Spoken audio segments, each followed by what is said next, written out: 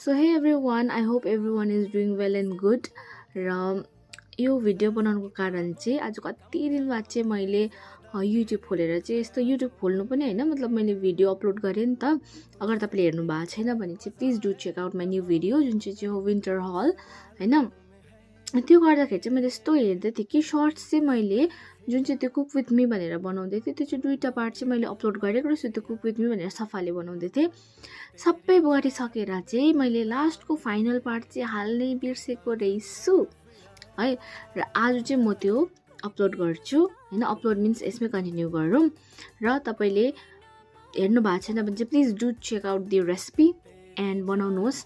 र अब चाहिँ लास्टको पार्ट कन्टिन्यू गरौँ है। यहाँ तपाईले चाहिँ यस्तो शेप दिएपछि चाहिँ लास्टको प्रोसेस चाहिँ हो यसलाई डिप फ्राई गर्नुको लागि। डिप फ्राई गरेपछि चाहिँ यो रेडी भइसक्यो र you can serve it with whatever chutney you want हैन। मैले चाहिँ यहाँनिर डल्लै टमाटर र तिलको चटनी बनाएको थिएँ। So thank you for watching guys, I hope you like it. र तपाईहरु पनि बनाएर खानुहोस् ल।